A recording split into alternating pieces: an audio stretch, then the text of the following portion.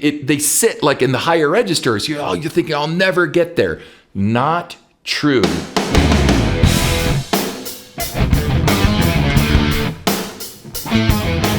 Hey everybody, welcome back again to Ken Tamplin Vocal Academy, where the proof is in the singing. I get asked this a lot, and that is, can I really increase my vocal range as a singer? And you'll get all kinds of vocal coaches that tell you, you're this voice type and you're going to be relegated to only having this much range, etc. And in their world, that's true. And I bought into that early on because, as you know, I'm a baritone, a high baritone, and I can show you again the math of this, and I will in a second. But what is really interesting to me is that's just not true. It's like saying, well, I can only run this fast, and so because I can only run this fast, I can only do the mile and whatever that is. And what you find is that if you get quality training for running and you understand how to drive force into the ground and you understand how not to overuse your limbs and relax the body and hold the potato chips where you don't crack them and all the stuff they talk about, you find very quickly that you absolutely can increase your time as a runner. You also find this true to be a swimmer. You also find this true getting goals in soccer if you do certain things, and you conserve conservation of energy and all this stuff. So what you find pretty quickly is that a lot of people just don't know how to get there. They don't know what they're doing. So what I did was, early on, I was in this professional band. And again, I wasn't the singer. I was a background singer and a second guitar player.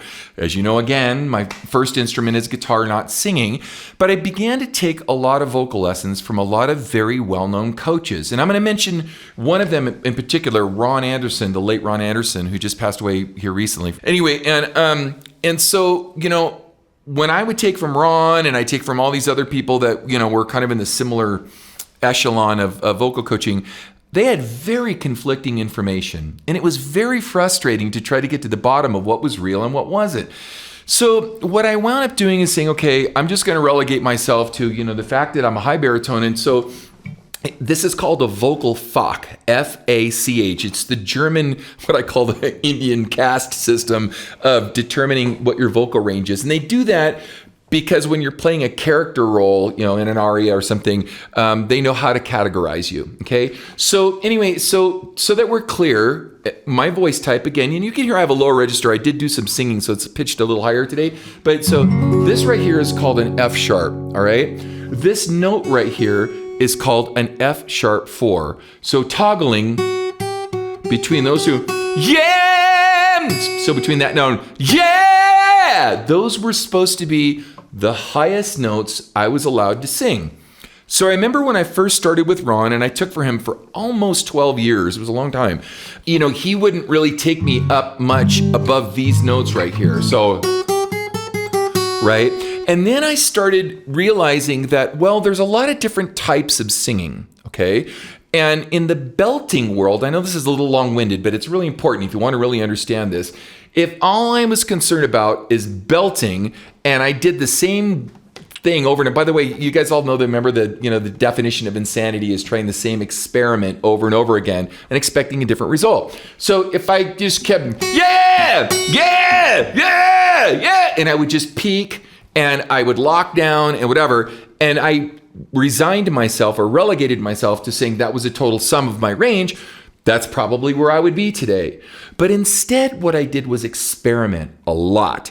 And what I did was I said, okay, well, I'm going to do, take a little from this guy, a little from this guy, a little from this guy. By the way, if you like what you're hearing, please like and subscribe to my channel. I always forget to ask. We just hit over 200 million views on the channel, which is pretty cool. That's 10,000 sold out arenas for 20,000 days straight, if you do the math. So that's how many people have watched. So 200 million people, couldn't be wrong.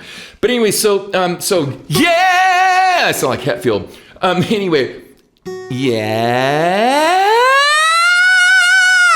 Like I can now easily do the octave or even higher than that. I actually go to a C6 and sometimes a C sharp 6, and which is a lot higher. The point is that when I backed off the sound and I learned open throat technique and I learned how to use my whole abdominal cavity to be the engine that drives this sound with the correct relaxation response between the chest, the neck and the throat to build muscle memory to keep these vowels open so I didn't pinch and squeeze and everything was forced, where I could finesse my way through the sound, then my range started to grow. And grow it did. And it took about a year to actually put a note or two or three on my range. Now, for most singers out there, if they're going, yeah, and they're like, that's their note and, that's all they've got. Man, they would be so excited to put another note or two notes on their range. And that's exciting. It is, because most people I found kind of always sing at the top of their range and that's it, and, whatever. And seldom do they ever sing live what they did on the record. It's kind of a tightrope walking act. Is he going to really sing that note? Kind of thing, right? And so what I found though is that if you could finesse your way, keep your cool and your wits about you and not over sing, you can actually grow this whole area of your voice and stay in a finesseful state. And the more you do that, the more you grow that range, which is, we call the segundo passaggio, or the second passageway for the male, could be baritone or tenor. And that's where you bring in your head voice or mixed voice. What is mixed voice? I'm going to get to all that later. But so this is actually the sweet spot of most rock songs reside kind of way up here, in the Mickey Thomas or I don't know, Robert Plant, or wherever your favorite singer is. They sit like in the higher registers. You're thinking, I'll never get there. Not true. You just don't understand how to use head voice. You don't understand how to not over sing the mid voice, and how to not sing the bottom too heavy where you're dragging so much weight up through here. You literally are locking your whole body down and pinching and squeezing and choking in the throat to inhibit your ability to go up. Now, I cover all this in my singing course. I've got a couple different iterations of it. You can go to KenTamplinVocalAcademy.com. I have something called 30-Minute Singer, which if you want to just kick the tires and check it out, it's really inexpensive. You have 30 minutes a day, 30 minutes a day. And in just a few weeks, you will absolutely see an improvement. I have a really big course, which isn't that much more money. It's called 3.0. You'll probably never finish it. You'll probably never get to the end, or at least understand what it means to get to the end in all the correct ways. I even have voice repair to heal your voice. So if you're having vocal issues, you can actually do that first. Heal your voice if you've hurt yourself, or you're walking around hoarse all the time or something, or post-nasal drip or acid reflux.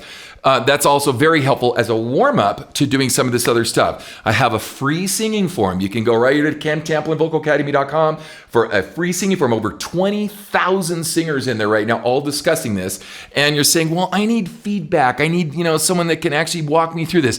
Well, if you do the 3.0 streaming course, that's exactly what I do. I give 1 hour, they end up being more like 2 hours, free webinars every single first Saturday of the month, and just to field questions. I don't have to do it, but I do it because I want you guys to grow. So anyway, there's lots of options. Yes, you can also take personals from me. Don't do that. I'm expensive. Do this first, get a lay of the land, and then we have some questions, you can come back, and that might be an option as well. So anyway, hopefully this information was helpful. You absolutely can grow your range. You just got to know how to do it. And I know there's a lot of YouTube information out there where everyone's wah, wah, wah, wah, wah, wah.